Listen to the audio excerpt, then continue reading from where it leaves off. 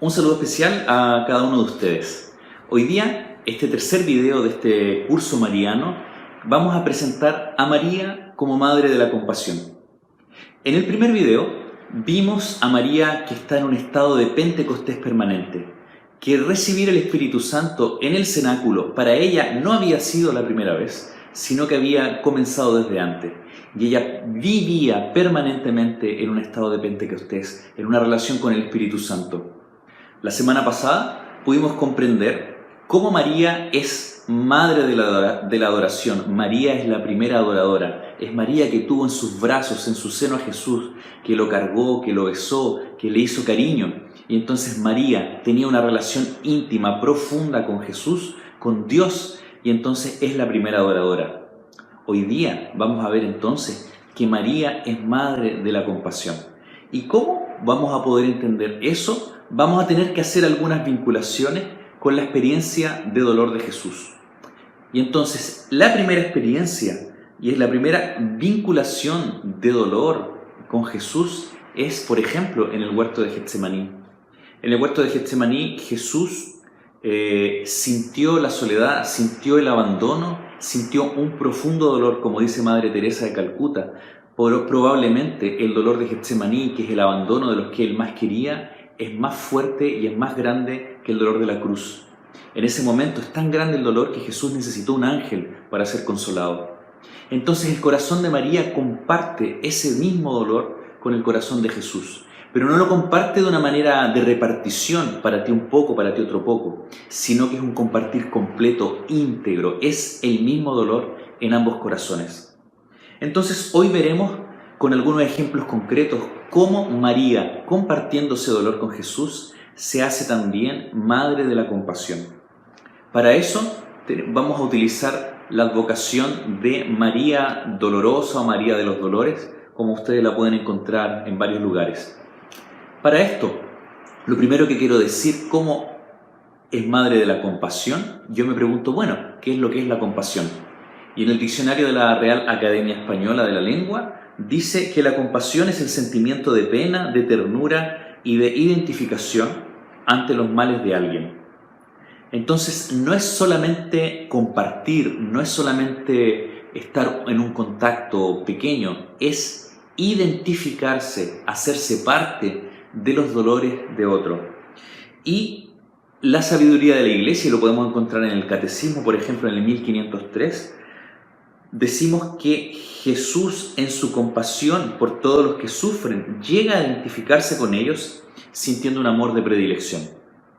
Y no es el objetivo de este video ver los momentos en que Jesús siente compasión, siente misericordia, un amor desde las entrañas, desde lo más íntimo de sí mismo. Pero ustedes pueden buscar muchos ejemplos en el Evangelio cuando se encuentra con la viuda que va a enterrar a su hijo, cuando sana a los paralíticos, a los ciegos, cuando resucita a Lázaro. Él se conmueve, él siente un dolor grande. Siempre entonces Jesús tiene esta experiencia de compasión.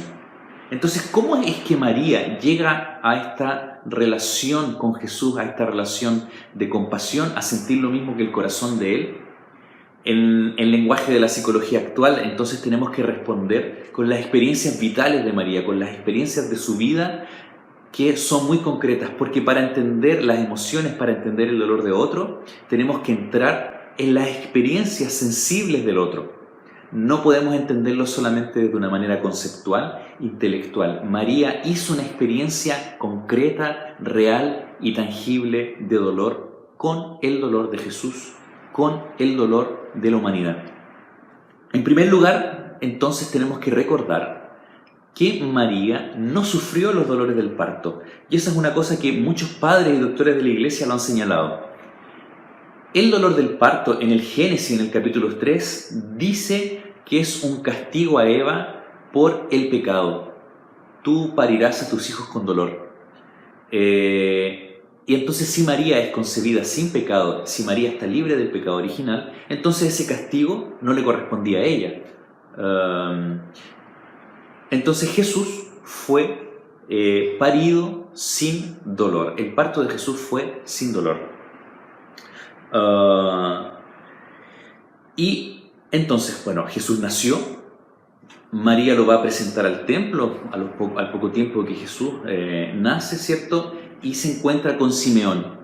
Y este hombre que hace este cántico de Simeón, que leemos, ¿cierto?, en la liturgia de las horas, se alegra por encontrarse finalmente con el Salvador.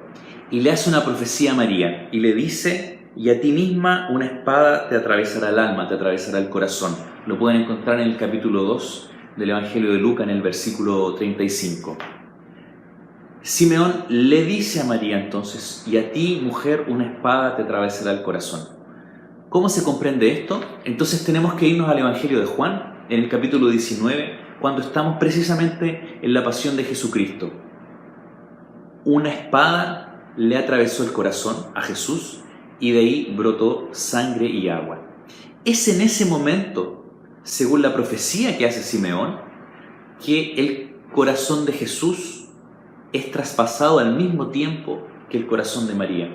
Es en ese momento entonces que ambos corazones se unen en el dolor por el mundo. Podríamos decir también entonces que es en ese momento que María siente el dolor del parto, y que María no solo del parto de Jesús, sino que del parto de toda la humanidad.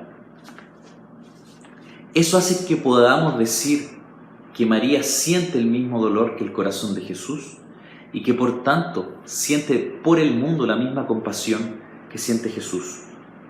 Nuestro fundador, Pierre Goursat, decía que el don de la compasión es recibido en la adoración. Y la semana pasada decíamos que María está en un estado de adoración permanente. Y para nosotros tiene que ser un ejemplo, porque es en ese encuentro de la adoración, es en ese encuentro cara a cara con Jesús, que podemos entrar en los sentimientos y en una relación íntima con el Salvador y sentirnos también adoloridos por el pecado del mundo y por nuestro pecado claramente. Pierre decía entonces: pidamos insistentemente en la adoración a Jesús que podamos entrar en ese corazón de compasión. Pidamos la compasión para estar cerca de Jesús y María y finalmente para abrirnos a los demás. Pierre también confidenciaba lo siguiente, y voy a leer textual.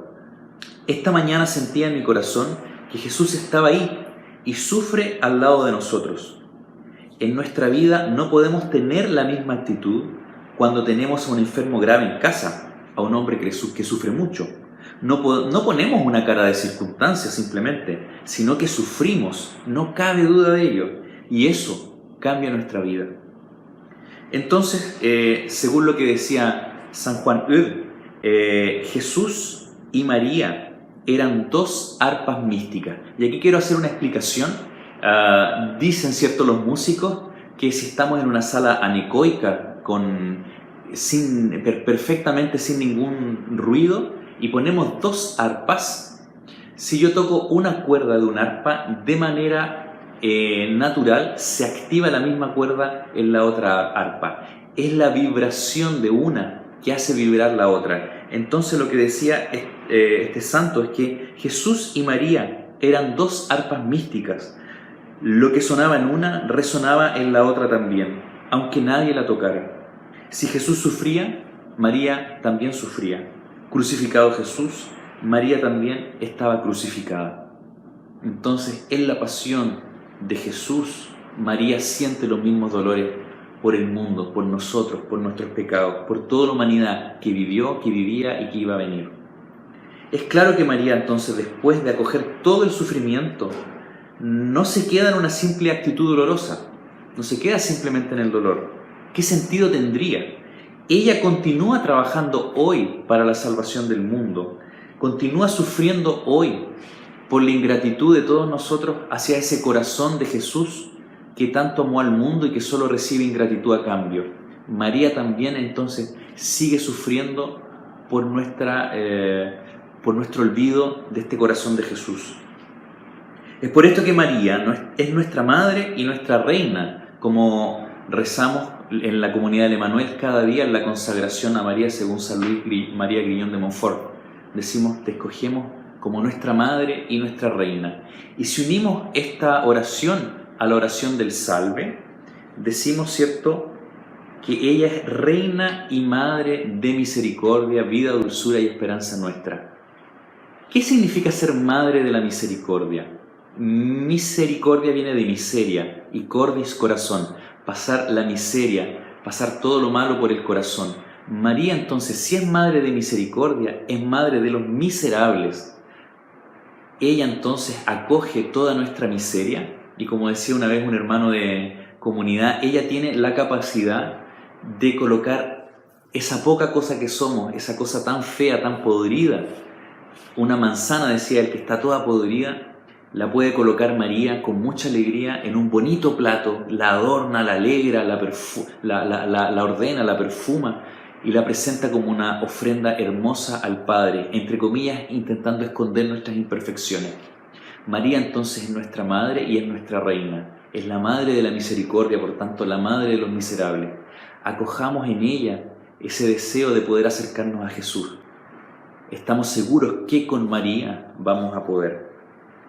Nosotros podemos hacer nuestros mayores esfuerzos, pero en el fondo vamos a seguir teniendo nuestras dificultades, nuestras oscuridades y nuestras tinieblas. Pero estas nunca van a ser mayores que la gracia de Dios. Y María nos recuerda eso.